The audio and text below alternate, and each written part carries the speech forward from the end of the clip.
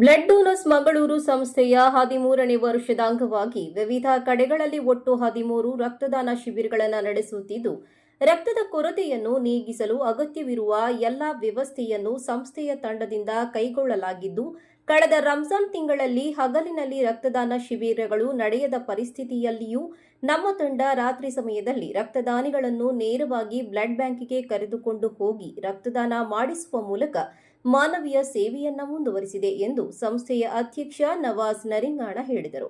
ಈ ಒಂದು ರಕ್ತದಾನ ಶಿಬಿರದ ಬಗ್ಗೆ ಜಾಗೃತಿಯಲ್ಲಿ ನೀವು ಕೂಡ ಪಾಲು ಪಡೆದುಕೊಂಡು ಇದನ್ನು ಹೆಚ್ಚೆಚ್ಚು ಸಂಖ್ಯೆಯಲ್ಲಿ ಜಾಗೃತಿಯನ್ನು ಮೂಡಿಸಿಕೊಂಡು ಸಮಾಜದಲ್ಲಿ ರಕ್ತದ ಕೊರತೆ ಬರದಾಗೆ ನೋಡಿಕೊಳ್ಳುವ ಉದ್ದೇಶ ಮಾತ್ರ ನಮ್ಮ ಈ ಒಂದು ಸಂಸ್ಥೆಯ ಉದ್ದೇಶ. ಉಳ್ಳಾಲ ಪ್ರೆಸ್ ಕ್ಲಬ್ನಲ್ಲಿ ಶನಿವಾರ ನಡೆದ ಸುದ್ದಿಗೋಷ್ಠಿಯಲ್ಲಿ ಮಾತನಾಡಿದ ಅವರು, ಸಂಸ್ಥೆಯ ವತಿಯಿಂದ ಇದುವರೆಗೆ 550ಕ್ಕೂ ಹೆಚ್ಚು ರಕ್ತದಾನ ಶಿಬಿರಗಳನ್ನು ಯಶಸ್ವಿಯಾಗಿ ಆಯೋಜಿಸಿ 1,20,000ಕ್ಕಿಂತಲೂ ಹೆಚ್ಚಿನ ಯೂನಿಟ್ ರಕ್ತ ಸಂಗ್ರಹಣೆ ಮಾಡಿದ್ದೇವೆ. ಆ ಹಿನ್ನೆಲೆಯಲ್ಲಿ ರಕ್ತದಾನ ಶಿಬಿರಗಳನ್ನು ಏರ್ಪಡಿಸಲು ಸಹಕರಿಸಿದ ಎಲ್ಲಾ ಸಂಘಟನೆಗಳು ಮತ್ತು ಸಂಯೋಜಕರನ್ನ ಗುರುತಿಸಿ ಸನ್ಮಾನಿಸುವುದು ಹಾಗೂ 50ಕ್ಕಿಂತ ಹೆಚ್ಚು ಬಾರಿ ರಕ್ತದಾನ ಮಾಡಿದ ದಾನಿಗಳನ್ನು ಗೌರವಿಸುವುದು ನಮ್ಮ ಮುಖ್ಯ ಉದ್ದೇಶವಾಗಿದೆ ಎಂದರು.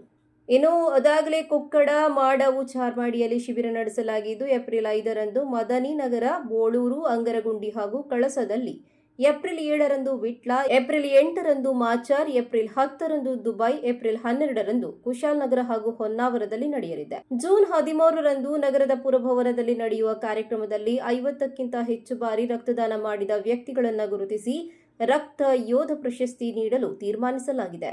ಅಂತಹ ವ್ಯಕ್ತಿಗಳನ್ನು ಗುರುತಿಸಲು ಈಗಾಗಲೇ ಎಲ್ಲಾ ಬ್ಲಡ್ ಬ್ಯಾಂಕ್ಗಳು ಹಾಗೂ ಸಂಬಂಧಪಟ್ಟ ಸಂಸ್ಥೆಗಳಿಗೆ ಮಾಹಿತಿ ನೀಡಲಾಗಿದೆ ಎಂದರು.